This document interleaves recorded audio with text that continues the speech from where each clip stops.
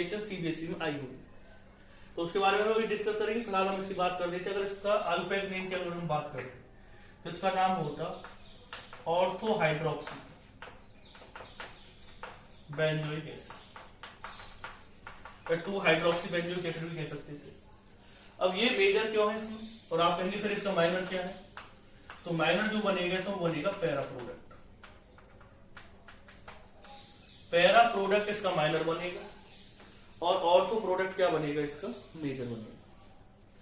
तो मैं एक चीज समझाने की कोशिश करता हूं इसमें, और जो बहुत इंपॉर्टेंट चीज है, मैं तीनों चीजें एक साथ लेने की कोशिश करूंगा इसमें। पहले तो एक इंपॉर्टेंट चीज है कि KOH के साथ रिएक्शन करवाएंगे तो उसमें एक अलग प्रोडक्ट बनता है, NaOH के साथ करवाएंगे तो उसमें अलग प्रोडक्ट बनेगा। तो पहले वो चीज समझाऊंगा। दूसरी चीज मैं आपको जो इसमें समझाने की कोशिश करूंगा, वो समझाने की कोशिश करूंगा कि रिएक्शन हुई कैसे है, वो भी जानना जरूरी है, और रिएक्शन बहुत ज्यादा आती भी है। तीसरा जो मैं इसमें समझाने की कोशिश आपको करूंगा, वो आपको समझाने की कोशिश करूंगा कि अगर ये कंपाउंड आपको दे रखा है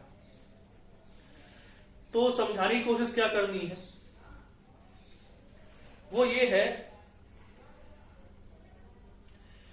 कि इसमें 3 जो कंपाउंड बना रहे थे, ऑयल ऑफ विंटरग्रीन, एस्प्रीन और सेलॉर, वो कैसे बनेंगे, तो उसके बारे में हम बात करेंगे।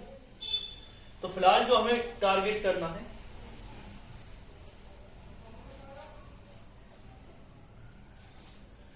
कि किस तरह से रिएक्शन हुई, उसके बारे में हम थोड़ी सी चीजें, मतलब पहले तो KOH के साथ रिएक्शन में क्या प्रोडक्ट बनेगा वो देख लेते हैं, और क्यों बनेगा ये तो हम लिख लियो।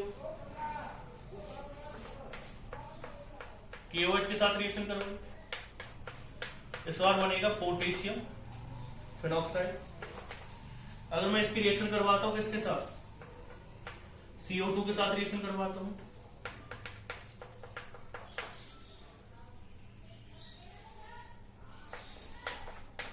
ये क्या बना देगा, OH, CO negative K positive. और अगर मैं इसकी रिएक्शन करवा देता हूं किसके साथ, H पॉजिटिव और H2 के साथ, तो बना देगा OH COH। इस बार ये माइनर रहेगा और ये क्या रहेगा, आप कहेंगे सर ऐसा क्या हो गया जिसकी वजह से ये मेजर हो गया इस बार और वो माइनर हो गया। पहले वाले में क्या था, पहले वाले की अगर हम बात करते हैं, देखो अगर आप CBSE लेवल पर बात करते हैं तो आप NaOH वाली रिएक्शन लिख लीजिए, फुल मार्क्स मिलेंगे, ज्यादा कुछ सोचने समझने की जरूरत नहीं है। लेकिन अगर हम नीट और IIT लेवल की बात करते हैं तो ये चीज आपको पता होनी चाहिए कि इसमें ऐसा प्रोडक्ट क्यों बन रहा है। आपको पता होना चाहिए कि कहां पर रिडक्शन हुआ है, कहां पर ऑक्सीडेशन हुआ है। आपको पता होना चाहिए कि ब्रोमिनेशन करने पर जो पोलर है, पोलर सॉल्वेंट लेते तो प्रोडक्ट क्या बनता है, नॉन पोलर लेते तो क्या बनता है और क्यों बनता है, वो चीज मैं आपको क्लियर करवा चुका हूं। नाइट्रेशन वाले पॉइंट में आपको क्लियर करवा चुका हूं। एक चीज आपको मैंने बताई थी कि नाइट्रेशन वाले पॉइंट में एक चीज और याद रखना कि अगर हम फिनॉल का नाइट्रेशन करते तो ऑर्थो प्रोडक्ट मेजर प्रोडक्ट बनता है, क्योंकि उसमें इंट्रामोलिकुलर हाइड्रोजन बॉन्डिंग बनती है और वो क्या होता है, ज्यादा स्टेबल होता है। इंटर तो बाद में बनेगी, इंट्रा तो मॉलिक्यूल के अंदर बन रही है तो इसलिए वो ज्यादा स्टेबल होगा, तो उसका ऑर्थो प्रोडक्ट मेजर होगा। इस वाले में मैं अब बात कर रहा हूं कि इसमें अगर पोटेशियम लेते हैं तो पैरा वाला मेजर क्यों है, और अगर हम ऑर्थो वाला लेते तो वो मेजर क्यों है, मतलब कि सोडियम अगर हम लेते हैं, सोडियम हाइड्रोक्साइड, तो वो मेजर क्यों है। तो रिएक्शन आपने जनरली लिख ली होगी, तो आपको आगे बताता हूं कि रिएक्शन में ऐसा क्यों होता है। एक्चुअली होता क्या है, Na पॉजिटिव स्मॉल साइज,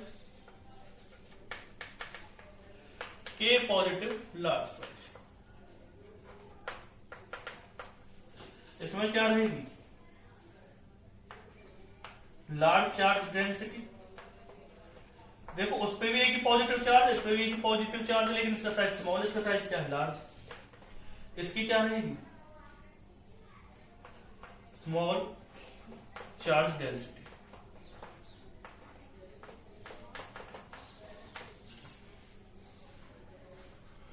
ठीक है,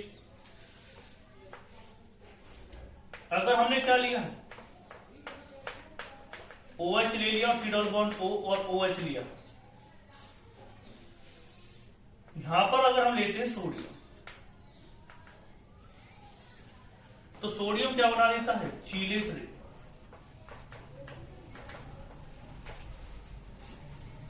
विद ऑर्थो प्रोडक्ट।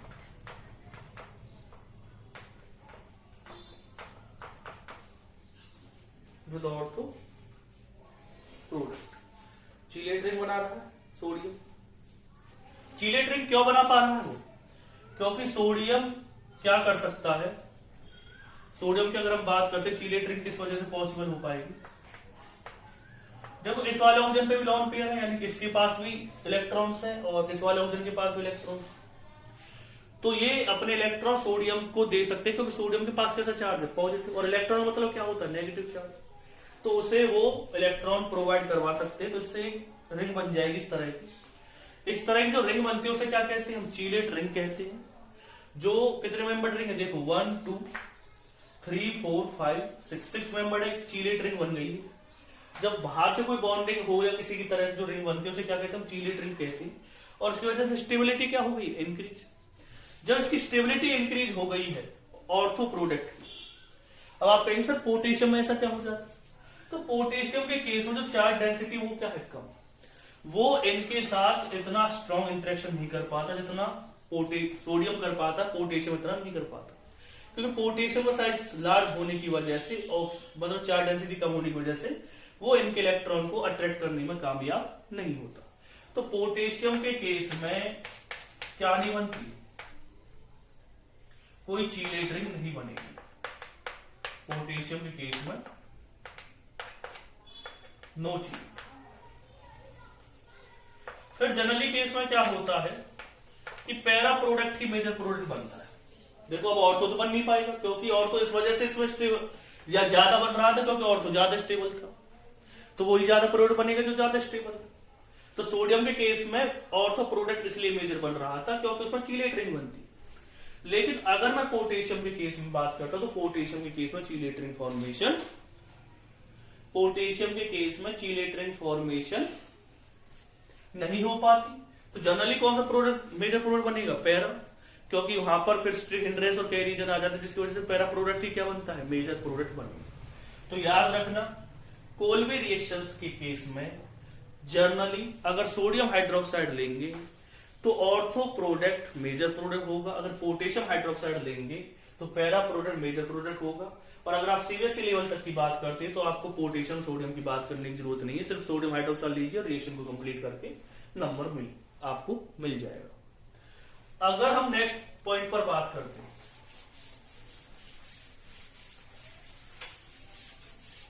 जो मैं आपको बता रहा था कि रिएक्शन होगी कैसे,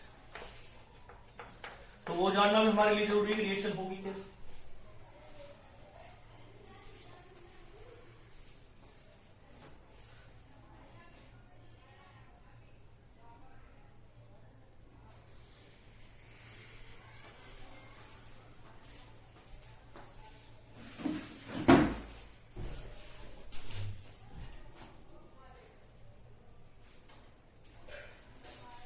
तो रिएक्शन किस तरह से होगी वो भी जानना हमारे लिए जरूरी है, तो वो समझते हैं।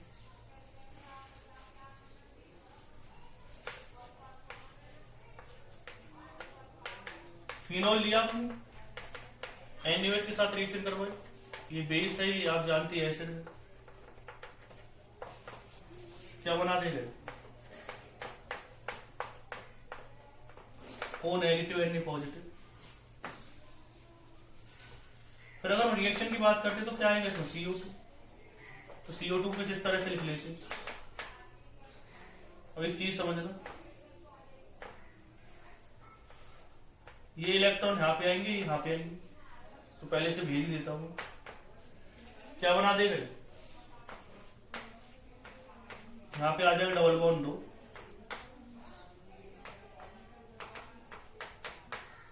अब बहुतों के माइंड में एक चीज आ रही होगी सर कि इसमें कार्बन अटैक क्यों करेगा, ऑक्सीजन भी तो अटैक कर सकता है।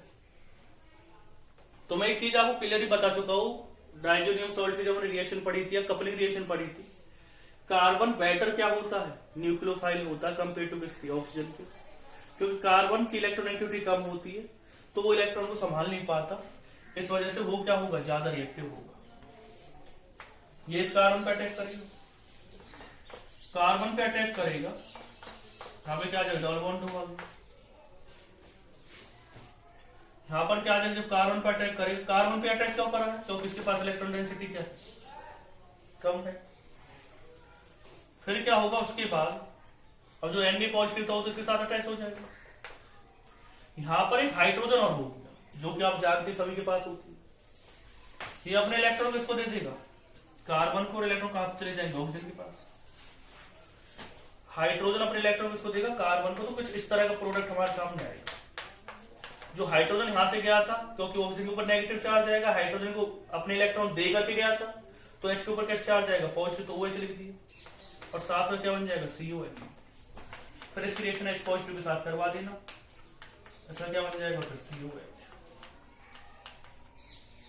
तो चीज आपको समझ में आ गई होगी किस तरह से इसमें रिएक्शन हो रही है। कोलबी रिएक्शन आपको समझ में आ गई होगी किस तरह से कोलबी रिएक्शन हुई है। अब कोलबी के कुछ रिएक्शंस मैं आपको बता रहा था, मतलब कि सॉरी, जो सैलिसिलिक एसिड बनता है उसकी कुछ रिएक्शंस मैं आपको बता रहा था।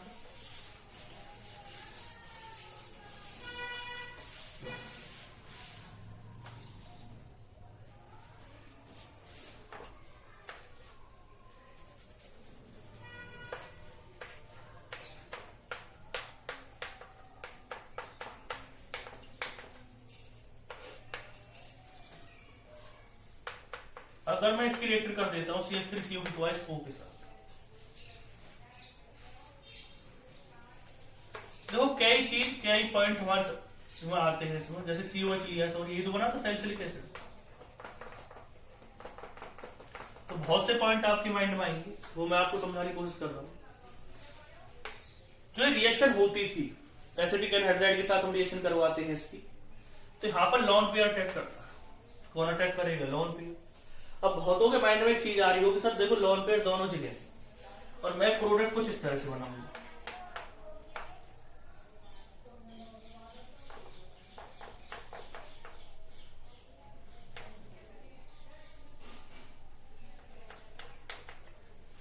इसका नाम मिथाइल सैलिसिलेट।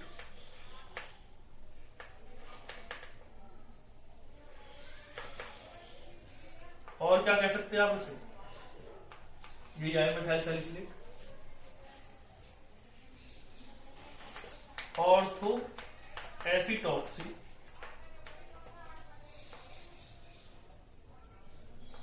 बेंजोइक एसिड, और एसिटॉक्सी बेंजोइक एसिड कह सकते हैं।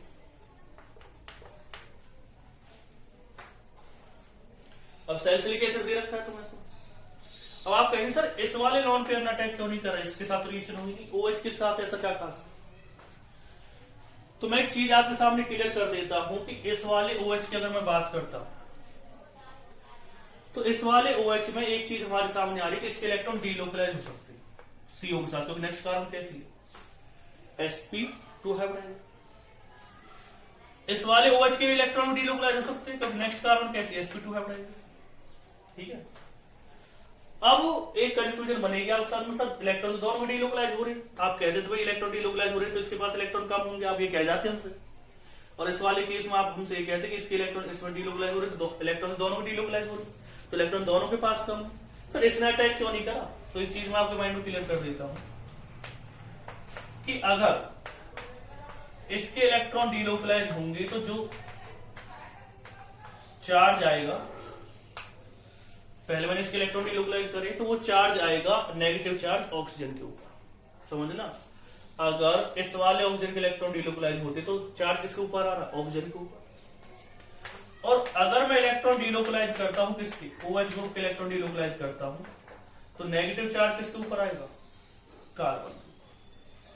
अगर मैं OH के इलेक्ट्रॉन डीलोकलाइज करता हूं तो नेगेटिव चार्ज किसके ऊपर आएगा, कार्बन के ऊपर। तो दोनों में ही एक इंपोर्टेंट केस, वो इंपोर्टेंट केस क्या वो समझो। कार्बन के ऊपर जो नेगेटिव चार्ज है वो कम स्टेबल होगा, क्योंकि कार्बन की इलेक्ट्रोनेगेटिविटी क्या होती है, कम। ऑक्सीजन के ऊपर नेगेटिव चार्ज क्या होगा, ज्यादा स्टेबल होगा, क्योंकि उसकी इलेक्ट्रोनेगेटिविटी क्या होती है, ज्यादा।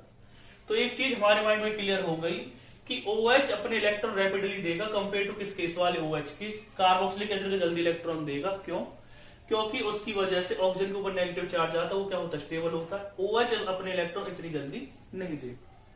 क्यों नहीं देगा? क्योंकि जो OH के इलेक्ट्रॉन है उसकी वजह से कार्बन के ऊपर नेगेटिव चार्ज आएगा, और कार्बन के ऊपर नेगेटिव चार्ज इतना स्टेबल नहीं।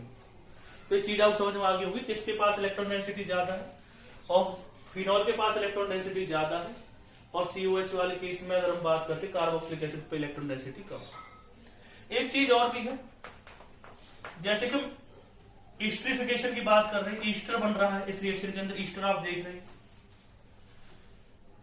अगर एल्कोहल की बात करें और फिनॉल की बात करें तो फिनॉल कम ईस्टर बनाता है, एल्कोहल ज्यादा ईस्टर बनाते हैं। अब आप कहेंगे कि एल्कोहल ज्यादा ईस्टर क्यों बनाते हैं, फिनॉल कम ईस्टर क्यों बनाता है, कम ईस्टरिफिकेशन क्यों करता है? तो इस चीज को मैं आपके सामने क्लियर कर देता हूं। क्योंकि जो एल्कोहल है उसके इलेक्ट्रॉन डीलोकलाइज नहीं होते, लेकिन फिनॉल के इलेक्ट्रॉन तो डीलोकलाइज हो रहे हैं ना। तो इस वाले ऑक्सीजन के पास इलेक्ट्रॉन क्या है, कम, तो ये कम अटैक कर पाएगा।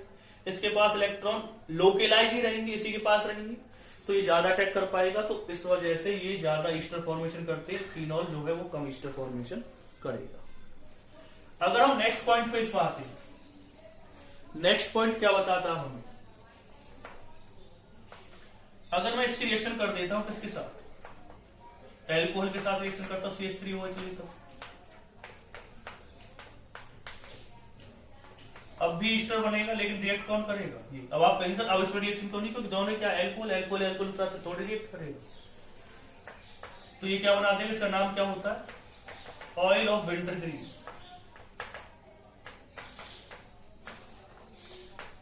और क्या कह सकते हैं इसे आप, मिथाइल सैलिसिलेट। और अगर मैं इसकी रिएक्शन कर देता हूं किसके साथ, C6H5OH के साथ, तो ये क्या बनाएगा,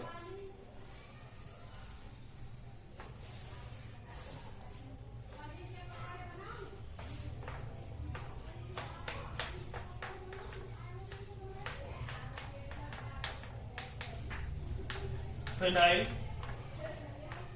सैलिसिलेट और सैलॉन।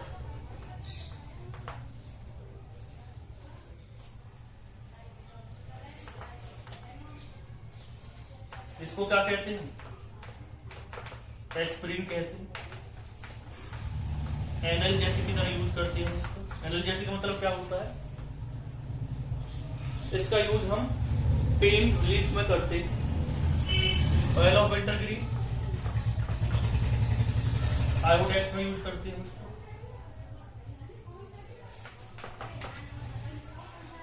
और इसका कैसे यूज करते हैं, एंटीसेप्टिक।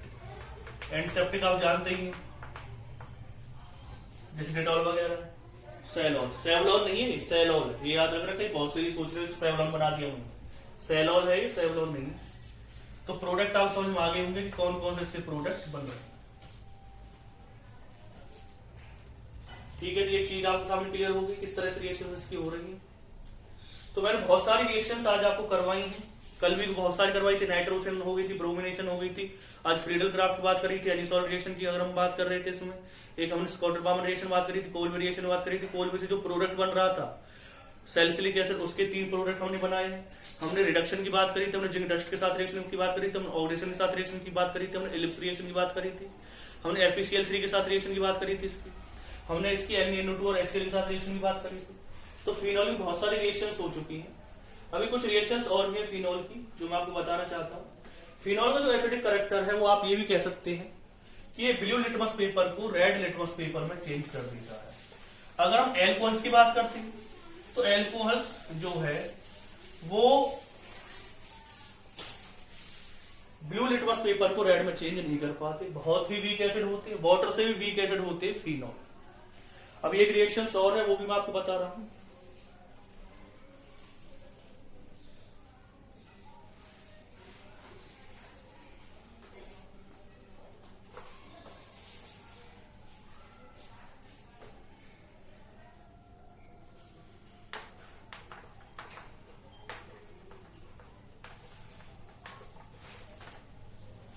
फ्राइज रीअरेंजमेंट रिएक्शन,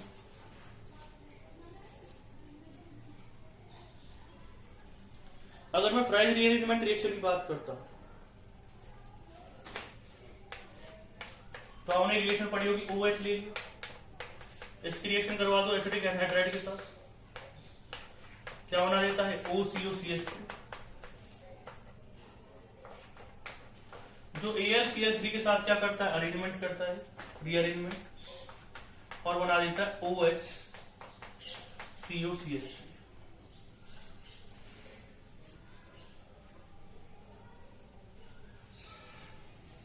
और दूसरा क्या बनेगा, OHCOCH। ये मेजर प्रोडक्ट बनेगा इसके। ये कौन सा होगा, माइनर प्रोडक्ट होगा।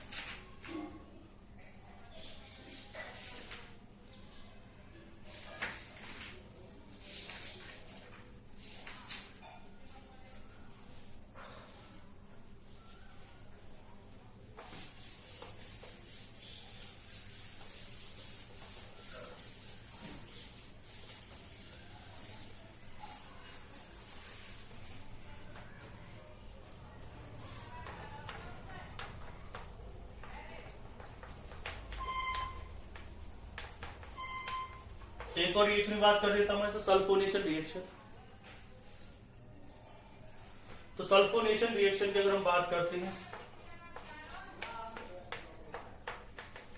OH आपने लिया, H2SO4, 25 डिग्री सेल्सियस टेम्परेचर लेंगे, काइनेटिकली कंट्रोल प्रोडक्ट बनेगा।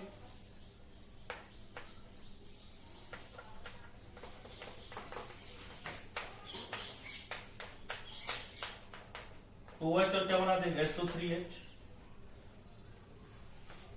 Ortho hydroxy sulphonic acid.